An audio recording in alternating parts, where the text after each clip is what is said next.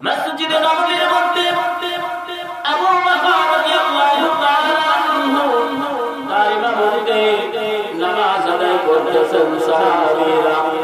রাসূলুল্লাহ সাল্লাল্লাহু আলাইহি ওয়াসাল্লাম আম্মা জান আয়েশা রাদিয়াল্লাহু তাআলা আনহাকে ডাক দিয়ে বলেন, আয়েশা,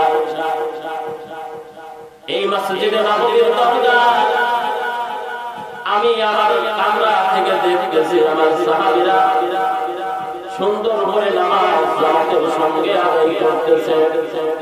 এমন সময় নবীজির দুই চোখের কোণা দিয়ে পানি বের হয়ে যায়, দুই চোখের কোণা দিয়ে পানি বের হয়ে যায়।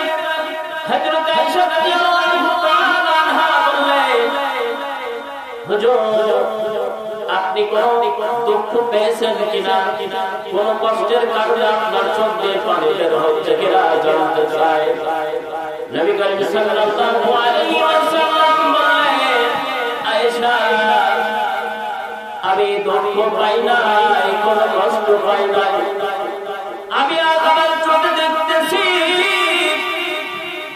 এই মসজিদ নববী, আমি যেই জায়গায় ইমামতি করতাম এই জায়গায় আজকে আবু বকর দাঁড়িয়েছে আমার সাহাবীদেরকে নিয়ে জামাতের সঙ্গে নামাজ আদায় করতেছে।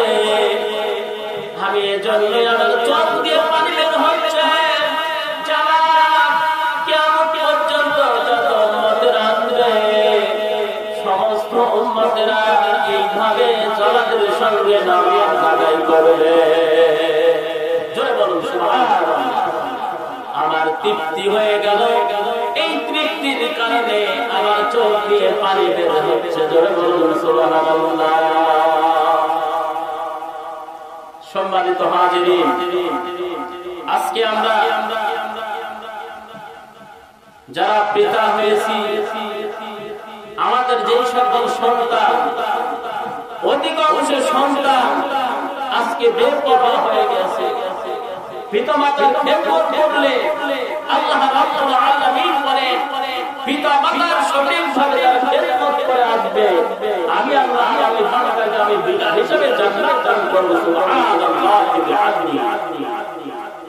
রাসূলুল্লাহ সাল্লাল্লাহু আলাইহি ওয়াসাল্লাম তায়েফের ময়দানে ছোট্ট একটি মসজিদ ছিল, সেই মসজিদে নামাজ আদায় করতেন। ওই ছোট্ট মসজিদের পাশে বড় একটা পাহাড় রয়েছে, সেই পাহাড়ের উপরে বড় বড় পাথর রয়েছে। রাসূলুল্লাহ সাল্লাল্লাহু আলাইহি ওয়াসাল্লাম সাহাবাদেরকে নিয়ে যখন জামাতের সঙ্গে নামাজ আদায় করলেন, কাফেরেরা নবীজিকে দুনিয়া থেকে বিদায় করার জন্য, নবীজিকে দুনিয়া থেকে উদ্ধার করার জন্য অনেক ষড়যন্ত্র করেছে, কিন্তু কোনদিন নিহত করতে পারে না, নবীজিকে দুনিয়া থেকে বিদায় করতে পারে না। কিন্তু এই দিন কিছু সংখ্যক আবু জেহেলের গোষ্ঠীরা চিন্তা করল, তারা ষড়যন্ত্র করল, এই বড় তায়েফের পাহাড়ের পাশে যে ছোট্ট মসজিদ, এখানে নবীজি কয়েকজন সাহাবীদেরকে নিয়ে নামাজরত অবস্থায় রয়েছে। আজ এই যদি এই পাহাড়ের উপর থেকে যদি বড় একটা পাথর ধাক্কা মারি, তাহলে পাথরটা করে নবী মুহাম্মদের মাথায় লেগে আঘাত লাগবে। নবী মুহাম্মদের মাথায় লাগার সঙ্গে সঙ্গে দুনিয়া থেকে বিদায় হয়ে যাবে। নাউযুবিল্লাহ। কয়েকজন কাফের ষড়যন্ত্র করার সারা পাহাড়ের উপরে উঠাও, সারা পাহাড়ের উপরে উঠলেন। উঠার পরে কয়েকজন কাফেরেরা মিলে ওই বড় একটা পাথর ওই ছোট্ট মসজিদের দিকে জোরে জোরে করে ধাক্কা মারলো। পাথরটা করে আসতেছে। আল্লাহ রাব্বুল আলামিন বলেন, ওই যে বড় একটা পাথর কাফেরেরা ষড়যন্ত্র করে আমার নবীকে মানিতে জন্য গড়ায়া দিল, আল্লাহ রাব্বুল আলামিন ছোট ছোট দুইটা পাথর দিয়া ওই বড় পাথরটাকে আটকায়া দিয়েছেন। জোরে বলুন সুবহানাল্লাহ। এতে প্রমাণ করে দেয় যে আমি আমার নবীর জন্য নিজেই যথেষ্ট। সুবহানাল্লাহ। পৃথিবীর সমস্ত হত্যা করতে পারবে না, আমি যাকে বাঁচাবো তাকে কেউ হত্যা করতে পারবে না, আর আমি যাকে ধ্বংস করবো পৃথিবীর কোনো মানুষ তাকে ঠেকাতে পারবে না। পারবে? কেউ পারবে না। ওই রাস্তা দিয়েই নবীজি যেতেন, তাইফের ওই রাস্তা দিয়েই নবীজি যাতায়াত করতেন। হঠাৎ প্রত্যেক দিন ওই রাস্তার উপরে ইহুদি এক বুড়ি কাঁটাযুক্ত কিছু রাখতো নবীজিকে কষ্ট দেওয়ার জন্য, নবীজিকে কষ্ট দেওয়ার জন্য। হঠাৎ একদিন সাহাবীদেরকে বলতেছেন, ও আমার সাহাবীরা, আজকে আমি রাস্তায় গেলাম আসলাম, কোনো কষ্ট পেলাম না।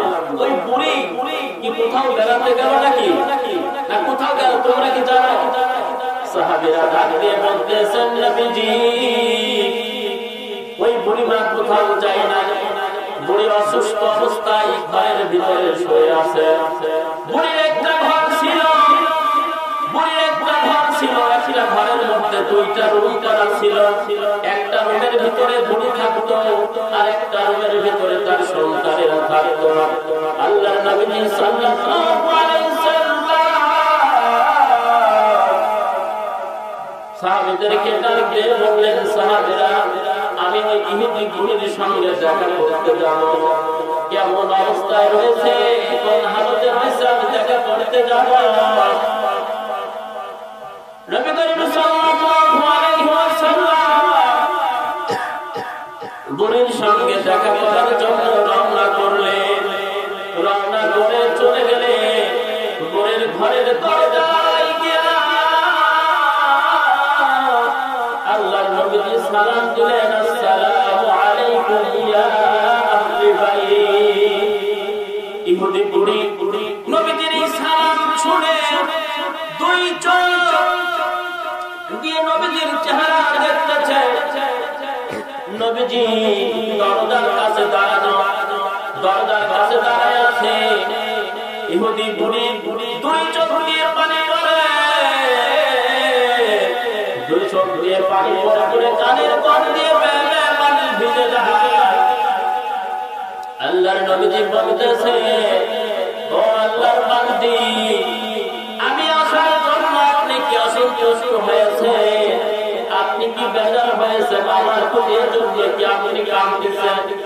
বুড়ি ডাক দিয়ে বললেন, ও দিনের নবী, ও মায়ের নবী, মুহাম্মদের নবী, আমি আপনাকে চিনতে ভুল করেছিলাম, আমি আপনাকে বুঝি না। আপনি যে রাস্তাতে চলতেন ওই রাস্তায় আমি কাঁটাযুক্ত জিনিস রেখে দিতাম, আপনাকে আমি কষ্ট দিতাম, আপনাকে আমি কত কষ্ট দিয়েছি। আল্লাহর রাসূল, ও দয়ার নবী, তোমাকে আমি ভুল বলেছি, তুমি আমাকে ক্ষমা করে দাও, তুমি আমাকে ক্ষমা করে দাও। আজ তুমি আমাকে মুসলমান বানায় দাও, ওই সোনার কালেমা তুমি আমাকে পড়ায় দাও।